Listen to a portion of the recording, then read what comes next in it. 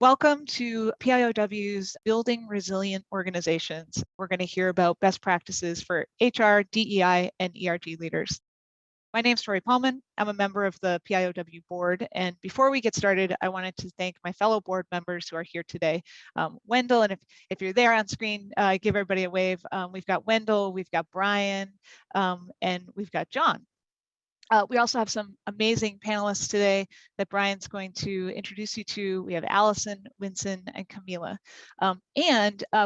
We have a growing list of sponsors, many of whom are here today. We just wanted to acknowledge some of our most recent sponsors who really enable us to do this work: the Springfield Empowerment Zone, Audax Group, Commonwealth Care Alliance, and PTC. And of course, most especially, as I'm seeing the numbers tick up over 100, we want to thank you for being here today. Now, if we could just advance one slide. We'd really like to begin today's program by recognizing Trans Day of Remembrance, which is an annual event observed around the world on November 20th to raise awareness of transphobic violence, honor lives lost, and to foster allyship. The first Transgender Day of Remembrance started in 1999 when activist Gwen Smith introduced it. Now, to our collective horror here, 2021 has already surpassed 2020's record violence against our community, and we've lost 46 lives this year. We're going to honor these members of our family by saying their names following the Say Her Name movement started by the African American Policy Forum and popularized in Kimberly Crenshaw's TED Talk on intersectionality. I invite you to join me wherever you are by saying their names along or holding some silence to hear their names. Taina Alexander, Samuel Edmund Damian Valentin, Bianca Muffin Banks, Dominique Jackson, 50 Bands, Alexis Braxton, China Carrillo, siblings Jeffrey J.J. Bright and Jasmine Kennedy, Jenna Franks, Diamond Cree Sanders, Rayana Pardo, Jada Peterson, Dominique Luscious, Remy Fennell, Tiara Banks, Natalia Smut, Iris Santos, Tiffany Thomas, Carrie Washington, Yahara De Alto, Whispering Wind Bear Spirit, Sophie Vasquez, Danica Danny Henson, Serenity Hollis, Oliver Ollie Taylor, Thomas Harden, Poe Black, E.J. Boykin, Adalyn Evans, Taya Ashton, Shai Vanderpump, Tierra Marie Lewis, Miss Coco, Pooh Johnson, Desaya Monet, Brianna Hamilton, Kayer Laprie Cartier, Mel Groves, Royal Poetical Stars, Zoella Zoe Rose Martinez, Joe Acker, Jesse Hart, Ricky Otomoro, Markeisha Lawrence, and Jenny De Leon, who left us on November 2nd. It's really important to know, if we think back of what I said at the beginning, honoring and taking action. It's important to note that harassment and mistreatment, even in the form of microaggressions at work, is a nearly universal experience for transgender and gender nonconforming people. And its manifestations and consequences are many and wide-ranging. 65% of transgender Americans have experienced discrimination in a public setting. Transgender workers report unemployment at twice the rate of the population in whole. More than 4 in 10, so 44%, are currently working or underemployed in their area. And then, that all leads to transgender workers are nearly 4 times more likely than the overall population to have a household income of under $10,000. In addition, we must do more to protect trans youth. More than half, in a recent study by Trevor Project, more than half thought it would be better to be dead than rather to try to live with the rejection and isolation. We see this in 52% of youth seriously contemplating self-harm. 94% of youth said recent politics negatively impacted their mental health. 80% said COVID-19 has made their living experience more stressful. And we see this compounded. During 2021, over 35 bills have been introduced at the state level to limit gender-affirming healthcare to youth, and 66 bills have been filed this year to prevent trans youth equal access to sports. But what can we do? What can you do? Well, the good news is that when trans people become more visible and more supported, they thrive. Social transition improves mental health for LGBTQ youth, although mental health outcomes start to become more negative as they get older and they end up in this adult system that we were talking about, the workforce system. This is something you can do something about. 78% of trans adults report feeling more comfortable and having a better performance after transitioning in the workplace. Transgender folks are highly engaged in civics, highly engaged in military service, and we've got some really uplifting new things happening. So being able to use gender marker X on passports, as well as not requiring medical validation to change your gender marker on your passport. And in September, Mass Health has increased the coverage for medical transition procedures.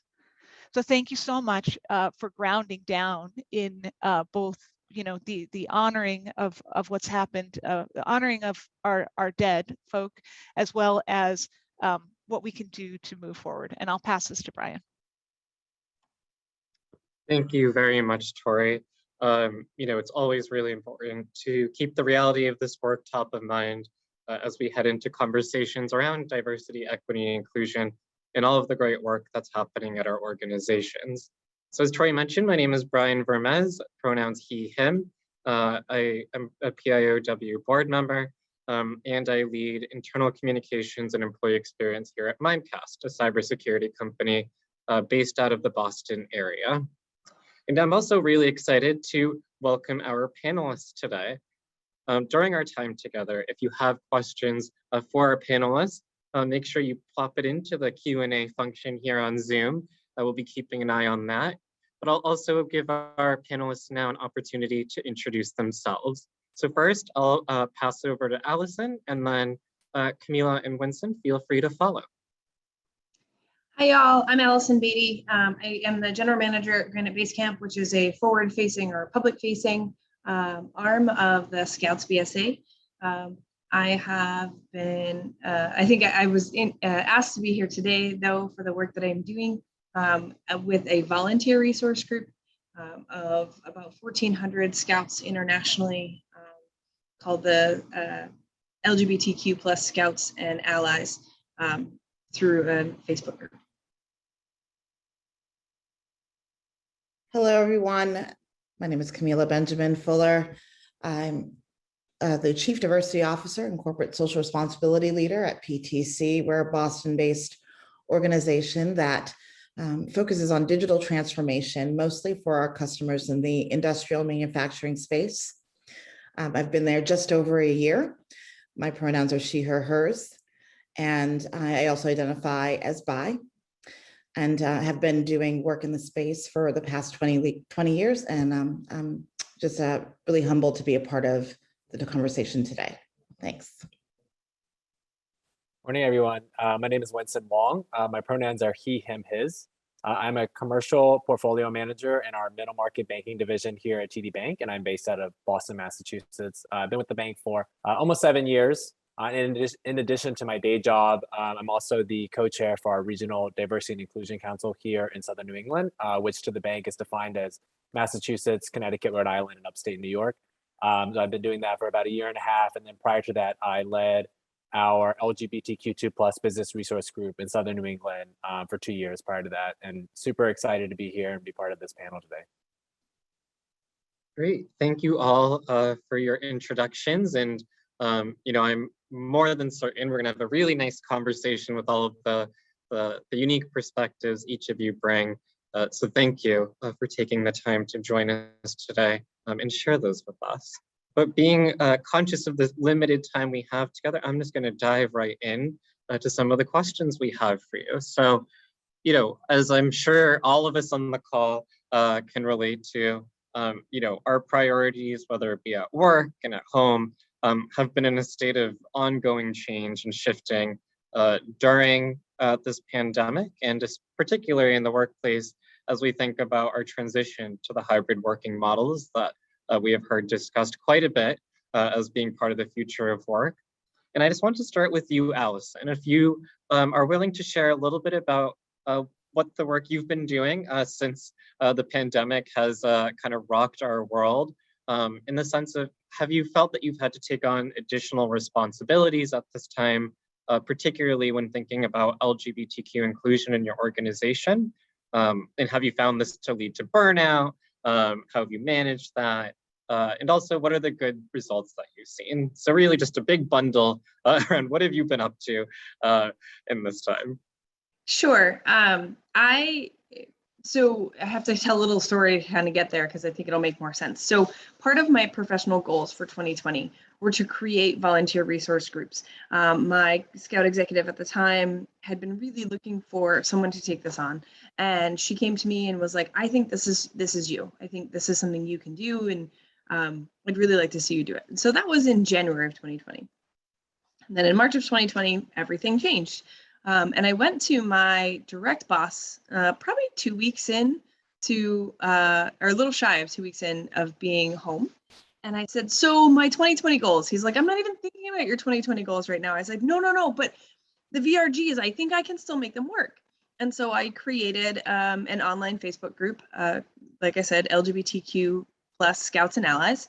And I actually think that ended up being a win. What would have probably been a small, maybe medium-sized group of, maybe 20 to 50 people in person has exploded to 1,400 people internationally who work together to reach out, to ask questions, in a pretty conservative organization that has a not awesome history in relation to LGBTQ plus people. We reach out pretty much every day. There's somebody asking like, how can I include this kid? How can I support this kid? And so because we were all home and because I used the internet, it exploded really, really fast. And so over the last year and a half, we've really been able to grow and support a lot of Scouts across the country. To answer your question about burnout and to answer your question about has there been more work? Yeah, there has. This is another layer of what I do. And now that we are starting to get back to more in-person work every day, there's more and more of it. Also, the Boy Scouts of America debuted a new badge, which was intended to be related to DE&I. And so as someone who works for the Boy Scouts, who teaches merit badges, who clearly focuses a lot on DE&I in the work that I do, I'm being asked to have more of those conversations in a Scouting context, which is super exciting in the Scouting world. So yeah, it's there, but it's a passion of mine and it's extra work, but I kind of feel like somebody has to do it. So. Thank you for sharing. And, I love the example of, the efforts and the progress that can be made at the organization as a result of the continued resilience of yourself and those that are supporting along the way, which is really fantastic to hear about. And I'd love to hear from Winston. We can start with you, and then I'm more than certain Kameelah would also have really great perspective here on, we've heard from different partners that, they're leaning on their ERGs, in particular the LGBTQ plus ERGs, to drive forward DEI initiatives. And, I'd love to hear from both of you on, how do you think we can relieve burnout that some folks are experiencing so that they're getting, some of the support that they need? Is there anything that you've seen work really well? Are there ideas that you're currently working on? I think that would be really great for our audience to hear. Great. Thank you, Bryan. Yeah, and I want to start off by saying thanks so much for including this question and raising this point, because I think it's a very important and very timely topic to be talking about. And I think let's just start off by saying all of us on the call, and certainly many of the listeners on the call, we love the work that we do for DEI, right? And for me personally, it really enriches my life and gives me a greater sense of purpose. But just because we have a passion for the work, it doesn't mean it's any less work, right? And I'm using the word work purposely here because what we do for DEI offside of our desk is work. We all have 24 hours in a day. And if I'm essentially doing the job like my counterpart is, plus this additional work for DEI on behalf of the company, then that time has to come out of somewhere. And I definitely think that extra effort and should be recognized and celebrated. So I think how we can start this is with the people managers and making it clear to them that these DEI efforts are work, and getting them to understand that it's important work for the company, for us, and for our communities. Ideally, this should start at the top of the house, messaging from the top and cascading down. But unfortunately, sometimes in instances, it may be up to the employees to bring up this issue of time allocation and burnout to their managers to raise awareness from the bottom up as well. And I think people managers need to be receptive to this kind of feedback, and they should work to set up this common understanding. To the extent possible, allow your employees to be flexible with their time and give them the space to work on these important DEI initiatives. Personally, my manager has always been super supportive about, whatever you need to do this DEI work, giving me time out of my day just like this to join on speaking engagements and take care of any kind of initiatives that are out there to help boost DEI in our communities and for the company. And in addition to that, like I was saying about the people managers, I think DEI work should be part of our development plan and objectives, just like how we track sales metrics and loan booking and fees and how those are incorporated into our objectives for the year. I think it should also include a DEI component. And this is something that I've kind of seen some managers do and some managers not do. And I think it should probably be a little more consistent across the board. This may be something like attending one DEI event per quarter or joining a BRG, setting those kind of concrete goals for the year, I think would be a good start. We should really celebrate and recognize the achievements of those involved with DEI work. At TD, we have what is known as our WOW Awards, in which individuals are nominated and recognized for their work and proven abilities to go above and beyond their job at work. And so a couple of years ago, TD actually introduced a brand new category just for DEI work. So based solely on what you are doing for DEI, not related to your job. And I think that's fantastic to kind of give that kind of recognition. And then in addition, those of us that are DEI leaders can also do more to improve the value proposition of committing to DEI work. We can highlight some of the intangible benefits that come from being involved with DEI, like networking within our diverse communities and being involved with development initiatives like leadership summits, speaking engagements, and also any kind of career development workshops that we can be hosting internally. And then lastly, I just want to talk about how we can incorporate DEI into our day-to-day business as usual work meetings to kind of incorporate it, fold it into the folder, but also make it a more commonplace topic to talk about. And we can do this by carving out 5 minutes to talk about DEI at some of our regular day-to-day meetings, right? And also externally, those of us that are DEI leaders, we should feel more empowered and comfortable about talking about our DEI work in addition to our job title. And I want to tell just a quick story real quick. I was actually at a client meeting last week, sitting down, it was a financial summit, and then someone comes over and says, "Oh, do you mind if I sit with you?" I'm like, "Yeah, totally fine." Turns out she was the VP of finance for the company. So a really great connection there. Obviously, I'm going to have to be talking to her since she's engaged with the client. So we start off just kind of talking about the company, talking about TD's relationship with the company. And then somehow we started talking about D&I, and she started talking about how the company had recently started standing up a diversity and inclusion council. And so that kind of segued into me talking about some of the DEI work that I've done for TD. And then that kind of led to a further conversation about we both grew up in the South. Her husband is mixed race, so her children also mixed race, and just some of the societal issues and pressures that we've seen over the past couple of years. And it really created an extra level of connection there, right? And it was because of DEI work and because of that higher level of involvement that gave me that extra connection. And I think that's something that we could probably leverage elsewhere in our day-to-day business and as we kind of going about doing our regular work, thinking about how we can input DEI and D&I into the conversation. Great, thank you, Winston. And I definitely want to, I definitely appreciate the importance of having this part of goal setting processes, career development, thinking about how you take a holistic approach to your people strategy, to your point on ensuring that it's woven in and not something separate in totality with what's working in the business. But I definitely want to give Kameelah an opportunity to weigh in here too. I'd love to hear about the work that you've been doing or have done to kind of empower ERGs through a larger people strategy.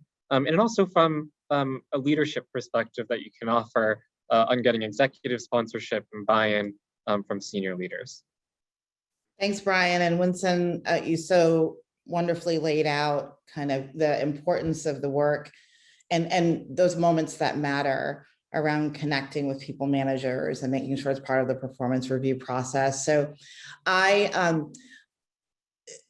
have often seen ERGs fall or default into like the fun, food, festivity bucket. And as much as we want to support social networks, community, and that's a really important part of this, right? It's building camaraderie. Having that program operate as a leadership development program is the critical next step in the work, because that's what it is. You've got extraordinary people who are using their discretionary effort and impacting the enterprise in magnificent ways. They're building culture, they are influencing potentially your customer experience. They're out in the community. They're also helping with career and professional advancement for different constituencies and often programming things that help the entire organization. And we all know that at the height of the pandemic, particularly in the US, the height of the pandemic in the US, ERGs were tapped into and stepped up to support organizations when they didn't know like where to go or how to build or how to even work and build engagement across sort of remote or hybrid working conditions. So there's a lot of value there. And I just want to echo this idea of, yes, let's celebrate them. Let's also compensate them. So whether you start with a spot bonus, or maybe you build out an equity plan or think of some other sort of comp investment for them, it's critical that we think about this as work. And that's one of the things that we're instituting at PTC. We are including features that do make it a more of a leadership development program. So whether it's at the top of our fiscal year, we're going to be meeting with our ERG leaders and their managers and looking at their goals for the year and their aspirations and goals around ERGs for the year, and sort of making sure that they're places where they're points of connection and they can do similar work that happens. That their managers also feel a direct connect to me. So if you are if it's in your remit to oversee these programs, having a close connection to the managers of these folks is critical. And not missing those critical moments when managers are making decisions about promotion, comp, and performance review, all of that. The last thing I'll add is in terms of sort of getting executive buy-in, right? So we know that most organizations get that this is something they should do. And then it usually starts with some sort of statement or commitment from the top. Now it's building it into your top line goals. So within our top line goals, there is a commitment to building DEI across our enterprise.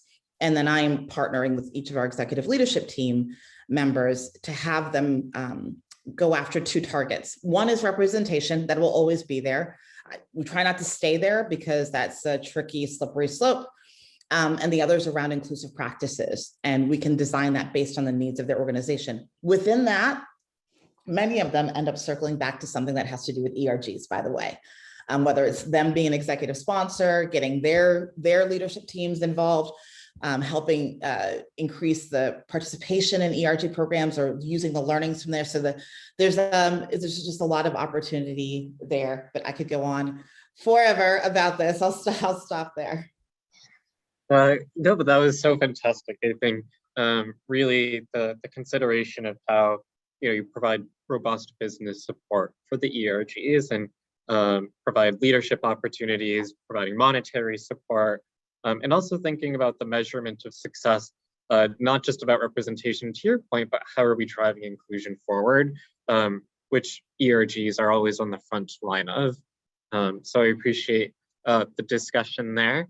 And I think the way that we work together and the way that we engage with one another has shifted as well. Just to your point on the ERGs and thinking, how do we support our employee communities? How do we foster inclusion and belonging in the workplace? Which, the workplace now looks very different than what the workplace did. Looking at all of our backgrounds, we're all clearly in very different space. I'm sitting in the office here at Mimecast, but there's a couple hundred folks in today, but we have hundreds that work, right, for this organization. So many are at home or working wherever they feel comfortable. So I think, how do we address that and kind of think about supporting employees in that sense? And Kameelah, I think I just want to stay with you, and then we can rotate around. But you kind of just spoke a little bit about it. But how can we really address setting up a real inclusive culture for both new hires and existing employees when we think about this hybrid future where people may be spread across all over the world and maybe not in person ever? Yeah, so if you think about whether someone is an applicant in your candidate process or current employee, there's some things that pull through, but they're distinct moments. And as someone who's looking at organizations, I'm thinking about whether or not I want to work there. I look at what their brand presence is. So we know that DEI is a full exercise, right? It includes your talent, your customers, your partners, your industry peers. Oftentimes we end up sliding back just to the HR talent piece. But even in that space, folks are watching your brand and how you move. So I'm at PTC now, we're B2B, so it operates a little bit differently.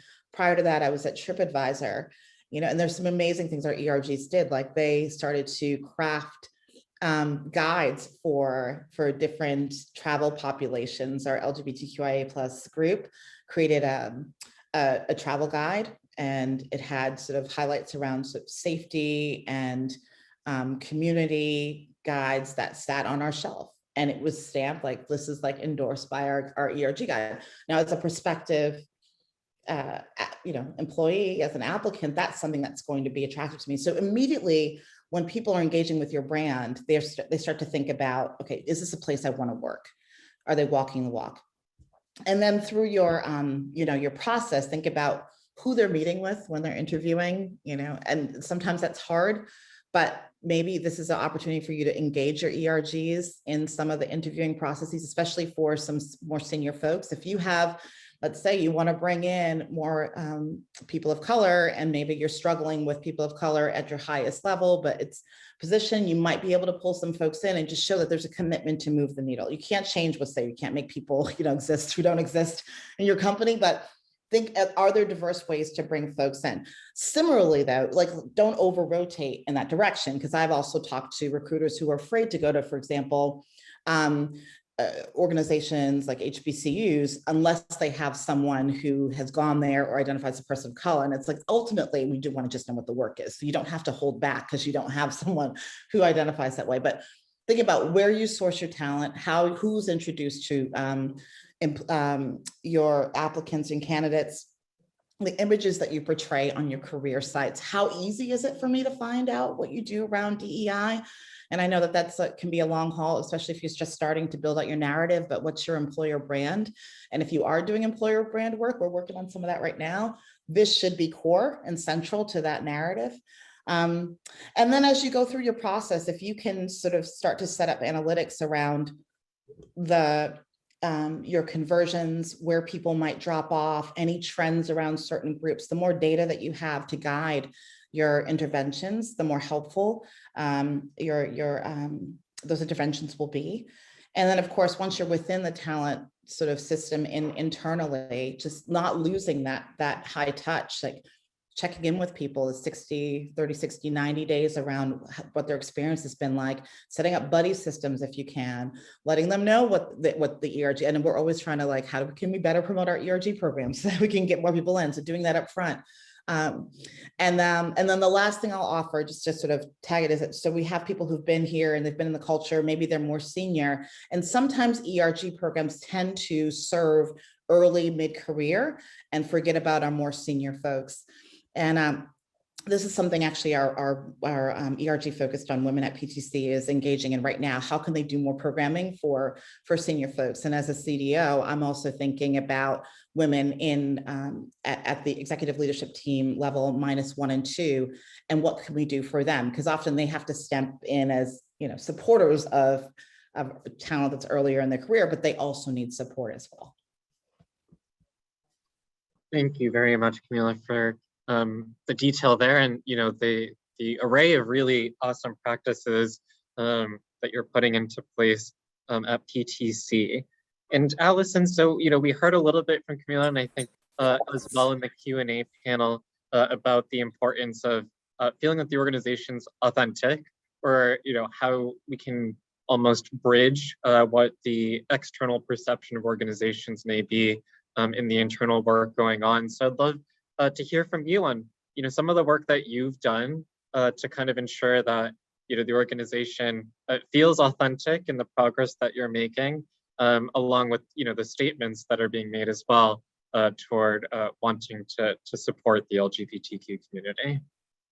Yeah, I think it's Kameelah's point was really important about representation, right? We don't, it's a big word. We hear it all the time. It's talked about all the time.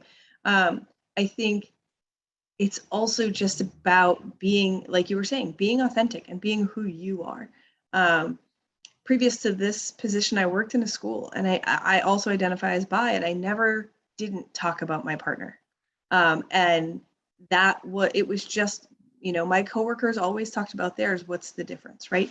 And so that was really important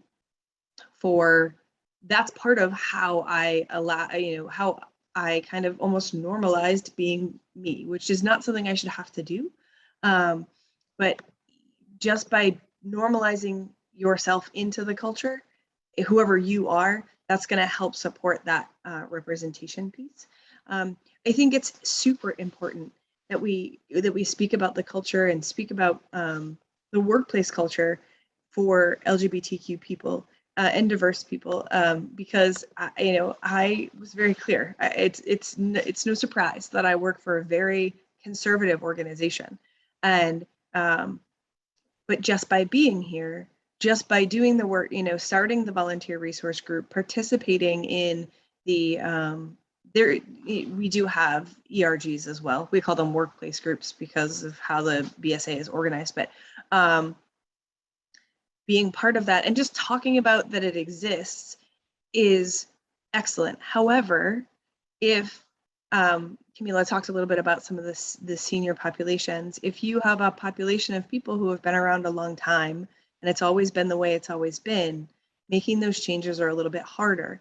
But and to one of the questions that was in the chat, how do you do that? How do you do that kindly without losing your job? And just bringing attention to language that is no longer acceptable, or even just phrases. And they aren't necessarily LGBTQ unacceptable, just letting people know there's a change and I expect this of you as a human, not as your coworker. That bit of respect is really important to me. And so I'd really, just asking that simple question, what did you mean by that? It's such a small question, but it's huge, because ultimately, most times I have found people don't necessarily mean anything by it. It's vernacular. And then explaining, okay, I appreciate that, but your vernacular is offensive. So just kind of being you and being who you are, bringing all your identities to the table all the time, which feels heavy sometimes, right? On top of what I do, there's like parenting and there's like fun and, the things that I do, and bringing all those identities all the time feels heavy. But when you do that, you build that representation within your organization, and just talk about who you are and talk about what you do, so that people see that it's not just a them thing, those people problem. I've spoken a little bit about being in an area of the country that, I'm only about 40 miles away from some of you, And the diversity population is very, very different. It looks very, very different. And so it's important for me here that I bring my identities to everything that I do, so that I am showing representation, so that it's not just the those people problem. This is it. This is me. I'm part of this community too, and supporting me means supporting this community. Great, thank you, Allison. And the importance of in the example that folks can set in role modeling what it can a sense of belonging can look like in an organization. And I think as folks are on their journey, finding when they feel that they can do that is such a great point. Winston, I also want to give you an opportunity to weigh in here. I know TD has been a pretty sizable presence in supporting various pride events and whatnot. So I'd love to just hear from you on how do you ensure that the great work being done there to promote inclusion in the community is also being felt internally with those that are in the community. Yeah, great.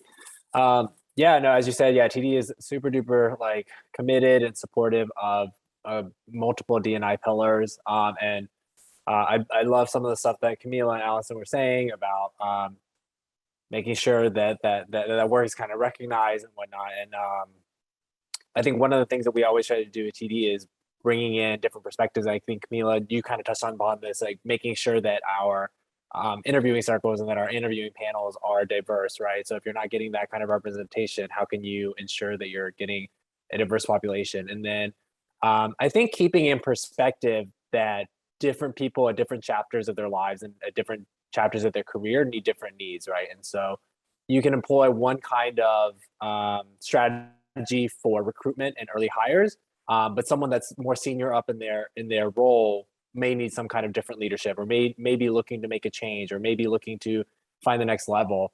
And so just keeping that in mind, that there's not a one size fits all strategy that you can employ. And part of creating a diverse organization is not just recruiting new talent all the time, but also retaining the diverse talent that we have and making sure that they're taken care of. I know there's been obviously a lot of turnover over the past several years across all companies and just corporate America in general. So how do we differentiate ourselves from other workplaces and making sure that our diverse populations and talent are comfortable here and that they can stay here? And in corporate America sometimes is that corporations are so eager to make concessions and hire new talent, and they're so willing to bend over backwards to attract new talent that they do forget about some of the retaining of current talent and making sure that the diverse talent that we have currently are happy and that they feel respected and heard, and that they feel like there is career visibility, right, and career progression opportunities at this company, and that the work that they're doing outside of their desk for DEI is not taken for granted, and that it is being recognized, and that they are being viewed at favorably because of the extra effort that they're putting into this kind of work, and they're putting in, frankly, for the company, right? Thank you, Winston. What I loved about your answer is that, I feel like that ties in beautifully with some of the things we already talked about around ensuring there's leadership development opportunities, that you're providing monetary support for that work, right? I think those are not just DEI, but those are actually retention practices, right? To ensure that folks feel that they can develop and grow in the organization based on the work that they're doing. And, I do have another question that came through from our audience here that I think probably all of you will have a perspective on, but I'll start with you, Kameelah, is on, how do you know that you're being successful? So, I know we talked a little bit about representation, but what are just a couple of those measures that you check on a regular cadence to say, this is working, this is something that's catching on in the organization? Sure. So one thing that you can always go back to is your engagement surveys. And this works if you've got good demographic data. So within the US, there are, protected categories that you can survey against. And then once you build some trust, I know many of us have probably been part of some sort of self-identification campaign. Ideally, as an employee, if you're there for your applicants, that's great. You just need to really message why you're doing that. It's a little bit harder, and particularly for those with disabilities or in the LGBTQIA+ community sometimes to fully disclose. but you can work toward that. And then outside of the US, there's often misconceptions that it is illegal. In many places, it's not illegal. It's just very taboo and culturally tricky. So if you have works councils, you can have them maybe help you explain why you're doing this work and be thoughtful about the categories. And maybe it's not sort of a full range like you might do in the US, but you can still collect that. So if you can collect that and you can have some pointed questions on your engagement surveys, that can give you something to track as well. You may also want to take time and do dedicated inclusion or belonging surveys at some sort of cadence. And then there are other things that you can look at, like even within ERG. So we use the 4C framework. If it's the work of Dr. Robert Rodriguez. And if you haven't checked it out, I find it's a really easily accessible framework. And with that, there's a whole set of metrics that we've been sort of working through for ERGs to take on and for us to take on with a full ERG program. So I would totally look at that, and it's your basics surrounding engagement, participation, but it's also linking to business objectives. If things are showing up within your business objectives, if you have KPIs that are there and they can be measured against those. So there are, but if you're just getting started, start with your engagement survey, like just get a pulse on the culture, and then you can advance from there. Great, thank you. And I would say +1 on the 4Cs model. It's something we're also. Yeah, there's some people in the chat like putting the website. Yeah, he's great. I also really like Jennifer Brown and her content as well. So, we just decided to start with 4Cs, but I think finding a good framework like that. And then I used to work for Korn Ferry back in the day, so I happen to be a fan of their framework as well, but they have an inclusion metric that folks can use as well. So I would say there's lots out there, and that don't avoid it. You can figure it out. You can measure things. There's a lot of frameworks there that are tested, tried and true. And if people want to talk more about that, I'm happy to connect offline. Thank you very much, Kameelah. That's fantastic. And Allison and Winston, do either of you have anything else you would add to how you've measured success in your organization with the initiatives you've undertaken? I'm gonna say we've started, like I just said to someone, I feel like I've been invited from the kids table, because the organization that I work for is just making these teeny tiny steps forward. And so I am, as much as I'm giving information, I am also taking information and learning a lot. And so I think success is that we exist. It was years in the process to have an LGBTQ plus ERG within the Boy Scouts of America. And so we exist, and we're here, and we're doing programming. And that's a success for us at all, just because of who we are. And so by starting to have these groups and then growing into, that helps the organization. And remember, our organization is also run significantly by volunteers. So helping our volunteers understand why this is important, not just in their workplaces where they hear it a lot, but in their unit meetings with their teenagers and their little kids as well. So I think our success is that we are here, and that we finally have a seat at the table. Great. I think, do you have something to add, Winston, before I Yeah, move on? I was just gonna add a little bit here. Yeah, and I love, Kameelah, the word you used was pulse, and fortunately TD Bank has an annual survey that is sent out, anonymously collected, and it's called the Pulse Survey, and it basically collects a bunch of different data points about how you're feeling at work. Do you feel like your work is being contributed to? Do you feel like you have a voice to say your opinion? And then there's a whole separate component of it for diverse individuals. And so there's questions like, do you identify as LGBTQ2+? Are you out at work? Do you feel comfortable being out at work? And it gives you just a space to anonymously commentate on how you think the company is doing. And so what that allows us to do is get a holistic view of the organization, and we can break it down into sub-communities, right? Like on average, the lesbian population is not as happy as the gay male population. And why is that? And we can drill it down even into regions. Like I said, it's anonymous, so it does get aggregated, but we can see like, oh, maybe in Southern New England, like this population is not feeling as heard or as respected as the other population. And it gives us a data point to start having those conversations internally in the BRGs, but also with our senior leaders about, what are ways that we can engage in.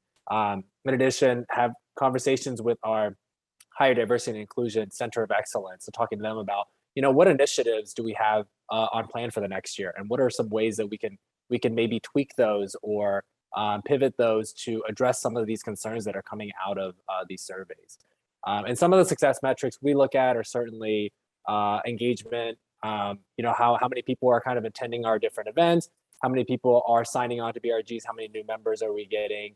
So those are definitely some basic success metrics that you can look at. But in addition, I think as Kameelah and Allison have both pointed out, I think it's all learning experience, right? So don't be afraid to reach out and ask people like, hey, what are you guys doing? And I see so many great questions coming up on the chat about like, oh, what do you guys do in your organization? I think one great silver lining that's come out of this virtual environment is that we're all able to collaborate virtually, right? And everything's a little more flexible. So even within TD, it's given us an opportunity across the footprint to talk to people in Florida and to talk to people in South Carolina and see like, how are you guys tracking success? And what are ways that we can kind of adopt some of those practices and some of those success metrics for our benefit as well? And Bryan, can I just add one last? Go right ahead. So I've been fortunate to partner with lots of really talented people in the space. And I think one of the most important guidance points that I received was around where and how you show the data that you have. So if you're getting like collecting any kind of representation data or engagement data, you might have moments when you do that deep dive and it's just all about your inclusion work. But if you can, try to make it part of every people dashboard your leaders see, right? So if your HR business partners are meeting regularly with their leaders, don't have DEI as like a separate dashboard or a separate conversation. Make it part of every people conversation. That normalizes it for them to see those dimensions of diversity and to be thinking about those things so they can easily speak about it, as opposed to like, okay, now it's DEI time. Great, thank you, Kameelah. And I know that's something we're on our journey here, is building out those dashboards. And how do you ensure that it's unified so people view it as part of that core strategy? So thank you. And I have a few more questions here, but one that I certainly wanted to get to that I see really took off in the chat that I want to open up for the group is, so it's been a lot of work that's being done on this space, and often it's the same underrepresented groups that may already feel stretched thin or under-recognized, really trying their best to promote this work within their organization. So what is almost the advice to those people that may be feeling quite burnt out but want to really be part of giving back to the community and community activism? But also, what is the advice to organizations to ensure that this work isn't only falling on those that may feel most impacted or feel as though they're pushing boulders up a really large hill? I think I'd love to start with you, Allison. I feel like part of your story so far has been really about that, but then we'll give others the opportunity to weigh in too. Sure. I think it's really important. I know this is going to sound silly, but one easy way to do that is, what do you name that group, right? If you name it, I'm trying to think of something totally outlandish, but if you only name it that thing, like an affinity group about mountain biking, right? If you only name it mountain bikers, then that means that those people who already mountain bike are going to feel welcome, but those who want to learn more about it might not. And so if we take it back into this world, the group I started is Scouts and Allies, because I want to have as many allies there to support the work that we're doing. And all of our VRGs, this is just only one of them, are moving toward more inclusive names. And I know that it sounds silly, but it's just a name. But it's not just a name, because it's that name that lets people know, oh, I'm welcome there, even though I don't identify that way. And so I think naming is what seems small, but is really much larger than that.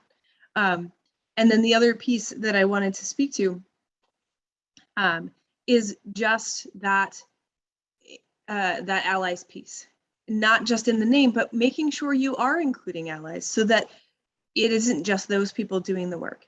It isn't just the people who identify that way. And once you include allies of whatever group you're talking about, they're learning too. And then they can do that other work that I talked about carrying all my identities all the time. Then they can speak up when things are said or done that could be or are offensive. And so by building those allyships, people feel included. And that's really what these are all about, is including people to continue to build your brand strategies. Great, thank you. And I think this is because I saw so much chatter, I'd love to also give Kameelah and Winston an opportunity to weigh in here on, how do we ensure we're spreading the work across the organization, so we have those allies supporting, and also, how do we ensure that we keep our those members of the community engaged and feeling as though they can continue having the energy to support the work. Yeah, thanks. And Allison, I was, silently clapping over here because the allyship piece is super duper important. And I think even during my time leading the LGBTQ2+ business resource group, I think we hit a similar challenge. I think when people saw LGBTQ2+ business resource group, they thought, oh, this is a group for just them, right? And like, if I'm an ally, then I'm not really welcome. And so trying to spread that message of allyship, one, what is it, right? Like what are allies and what does that mean for you? And then also the importance of it. None of us would be where we are without a support of some kind of ally. And so it's a very important work, and making them feel welcome to come in and join the group and provide their support. And then also providing that safe space for them to come in and ask questions. The example you gave, Allison, about mountain bikers, I'm not a mountain biker. So if you name it mountain bikers and newbies, or mountain bikers and allies, it would be so much more welcoming and inviting for me to come in and ask about the basics and not feel judged or berated or dumb, frankly, for not knowing these things like everybody else. And I think providing that safe space where people can have the conversation, where people can come in, because otherwise I think they're just going to be lost. And we have the ability and the resources to provide that forum for them to ask questions and learn a little more. And hopefully this will entice them to get more involved and spread the wealth later on to other people, right? And spreading the importance of being an ally and showing up to support people in the community, whether or not you identify with that community. Yeah, and I'll add, there's a great nuance to this that JD put in the chat around, also how do you make sure that there are spaces for self-advocacy and for groups being able to sort of work through their particular identity needs without having to also support allies. And I think it's a really delicate balance, right? And so there's some listening sessions and programs that we ran, and the language said that, this is designed with a particular audience in mind. And I imagine some of you that were working on this kind of work in 2020 found the need to do that. Like, you could not have allies and groups that were deeply impacted in different ways all in the same room processing, because then it was just this weird thing. If I'm teaching you or you want me to be more, it gets mucky, right? So yes, like holistically, ERG should be open to all. But then within that, we still have to find moments of community.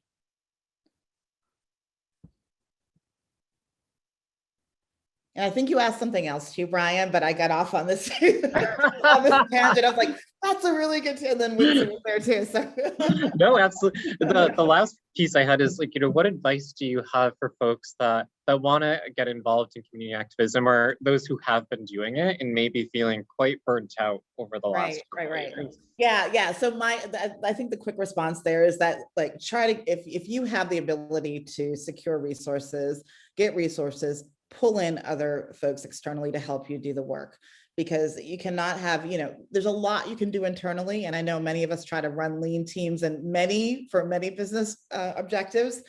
This one, it's worth it, because it's not just sort of the labor, there's an emotional toll that this takes on folks, even those for whom this isn't our job title. And so I lean on my external community to come in and do some of the work, because I couldn't. I mean, it's just it's too much. So I think that's one. And then two, this is something really fun that I've been trying to work, is that individually ERGs get really excited about their plans for the year and everything they want to do. And then sometimes we need to remind ourselves, for those of us in the HR people space, that for those who aren't there, it just feels like a bunch of stuff coming from HR. It's like all one voice.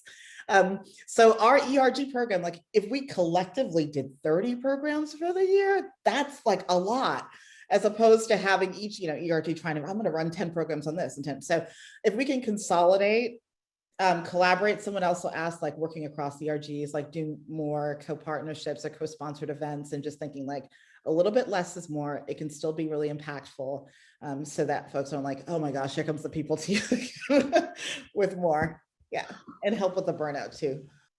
Yeah, I mean, and I'm sure all of us on the call that are HR professional can relate to. Oh no, another email from HR, what's happening? It's like, no, we promise this is something fun. It's not all about performance management, but not to say that's not important too, right? So that was really fantastic. So thank you. Thank you to all of you for weighing in there.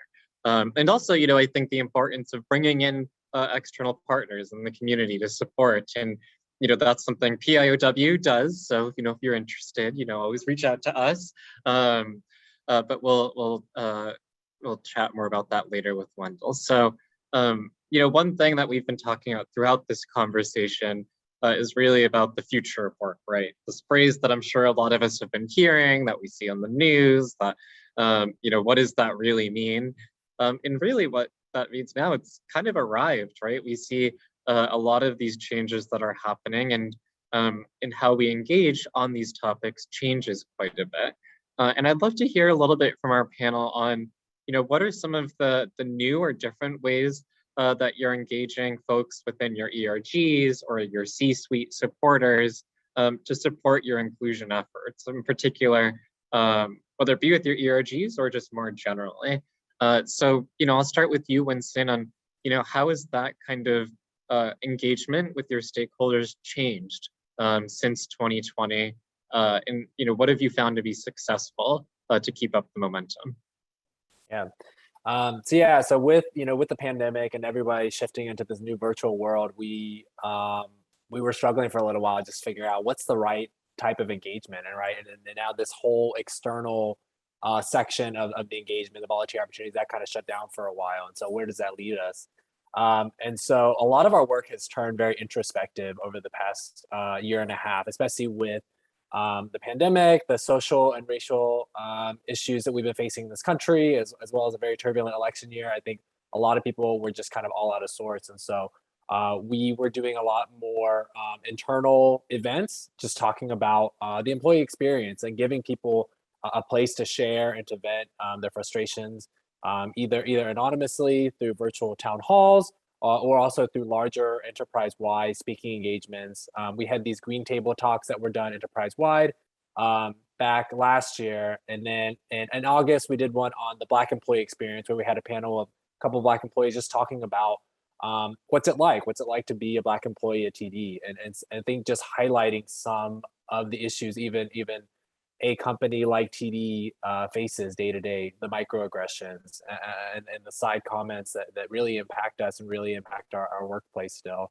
And then in October, I actually served on a separate panel for the Asian employee experience, and talking about anti-Asian racism. And I think just giving people those outlets and the ability to tell our stories is really important. And I personally, I'm a huge story lover, storyteller, and I think people can always relate more if they can relate with you on that storytelling level, and to hear, what is your firsthand experience? Because unfortunately, I think the case of a lot of people is they don't really understand the challenges that face our diverse communities until either they know someone that's been impacted by it, or they hear it firsthand about someone's stories.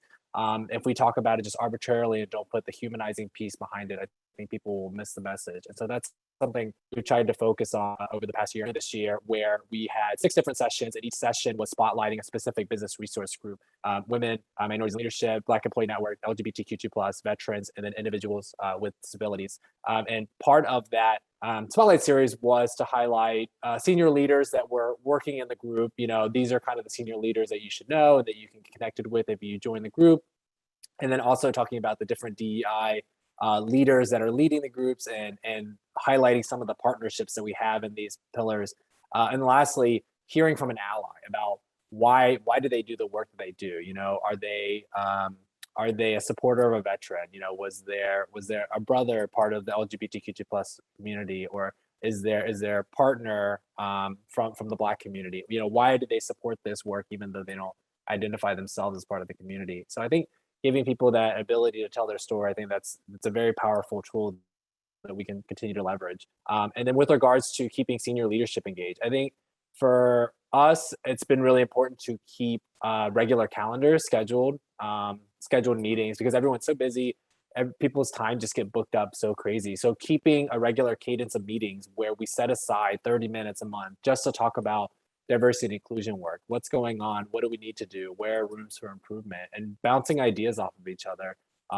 You know, with regards to BRG leaders, like I think a lot of us probably face very similar challenges and similar adversities. So just being able to bounce ideas off each other really helps kind of spread the burden, and I think allows for us to have a more intersectional and inclusive and collaborative environment.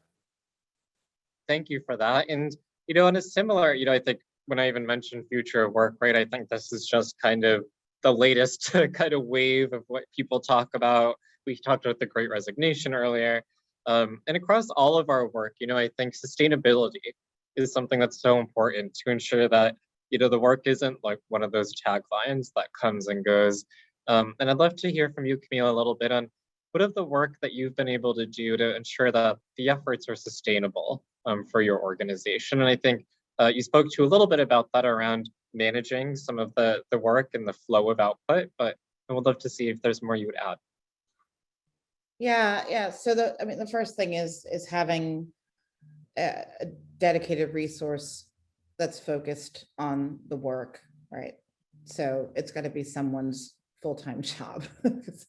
Otherwise it needs to be everyone's effort. But you know, just like a lot of other sort of business functions, you wouldn't just say everybody take it on, because then there's a lot of passion behind this work. So you get a lot of passion and a lot of effort, but it ends up sort of all over the place, and it's not really hooked into strategy. So having a team that's dedicated to the work, having a perspective on how it aligns to what your strategic goals are for the organization and where you are. Understanding, even if you're not ready to meet it just yet, that it is spanning across talent, customer, partner, industry, like just realizing that it flows through all of the work. And if it's hard to imagine that, one of the easiest ways to think about it is around accessibility and disability inclusion, right? So you can see how that clearly lines up with inclusive design practices for your people strategies as well as your products. And then, you know, I think we're always making the business case. I think this is going to get a little bit easier because if you're tracking, there's increased interest at the investor level. So the body of work that is ESG is booming, and the S is really like keenly focused on DEI right now. So the fact that overall what it means to be a sustainable business is not just your environmental practices, but now your human practices and how you manage human capital, imagine that, is being centered. That's going to help. So this is a really critical moment, I think, for DEI leaders to push, to connect it back to all of these different stakeholders that have interest to make a case for the work long term. Awesome, thank you. Yes, ESG, that's going to continue to grow and you know, put pressure on organizations to continue to invest in this space, because folks know it's not only the right thing to do, but it's healthy for the organization financially to make those investments proactively. And while I know I can continue this conversation for probably the rest of the day, I can see that time has gone by very quickly. And I do want to just, first and foremost, thank all of you for sharing your experiences, being so transparent, and providing so much insight on best practices that I hope folks on the line find to be helpful in their roles. This has been a great event to pull together with Boston Spirit. It's been a fun collaboration to cover these topics. And with that, I will pass it to Wendell and my team to provide some closing remarks. No, Bryan, first of all, thank you, and thank you to the panelists. I mean, incredible, hour plus just listening to you and what you're doing as just individuals, as well as what you're doing within your organizations. I'm Wendell K. Chestnut. I'm the former president of Pride in Our Workplace, certainly currently a board member, and just, Winston, I'm going to joke with you a little bit, but after 26 years at Bank of America, so TD, but you feel like you've learned so much in that time frame, and yet, as Kameelah ended with the ESG, it's a whole new realm for us to be educated around, but yet it really isn't. It's just a matter of sort of bringing concepts together, and that's fantastic. So again, a thank you to our panelists, Allison, Winston, and Kameelah. We really appreciate the time that you have spent with us today. Bryan, for moderating, another fantastic conversation. I also like to thank just everybody on the line. I mean, over 150 people dialed in, and I know it was growing there for a while, but that was the number I stopped counting at.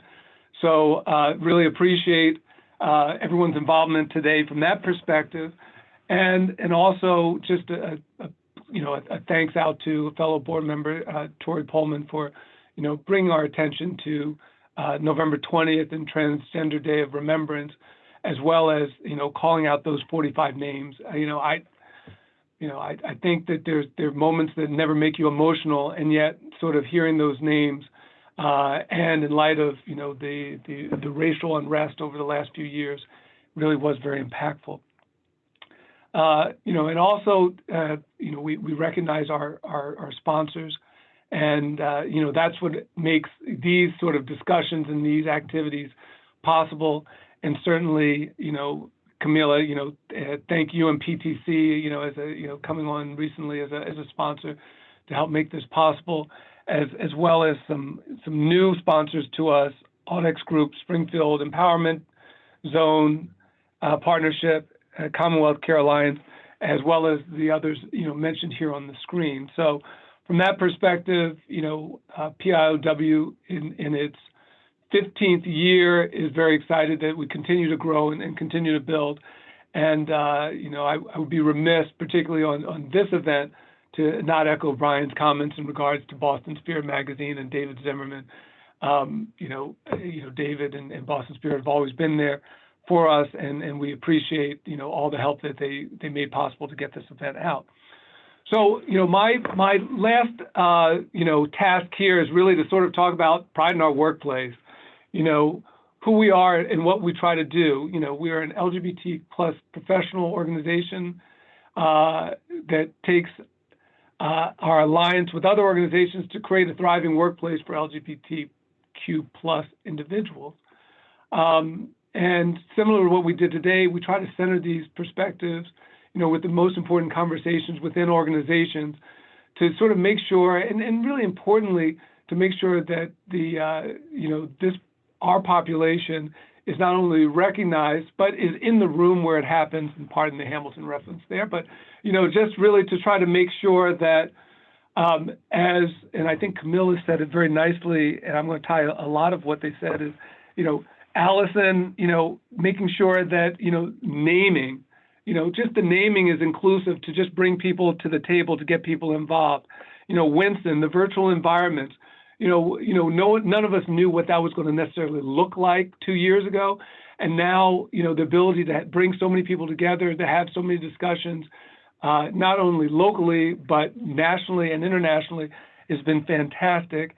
And then, bringing it home with Kameelah, just the reference to the fact that, making these discussions part and inclusive of dashboards, that it's just part of the discussion. It's not and one. It's part of what people should be doing as just the general behavior. And that's what Pride in Our Workplace really tries to do as an organization and has done for 15 years.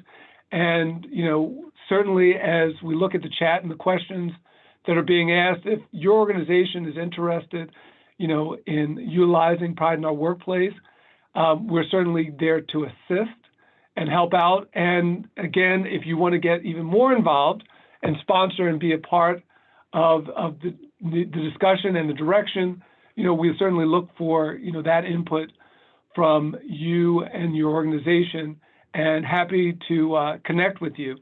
And I believe on the next slide, we actually talk about how you can get in touch with us. Funny how slides work. Here it is, certainly the information's out there. Please, take a moment if you can and reach out to us. Let us know what you want to hear from. What we find enjoyable when we meet as an organization is trying to figure out, who are great leaders in the community like Allison, Winston, and Kameelah, to pull together and have a discussion about what's really important out there. So from that perspective, we want to hear from you early and often, and to keep us sort of going and moving.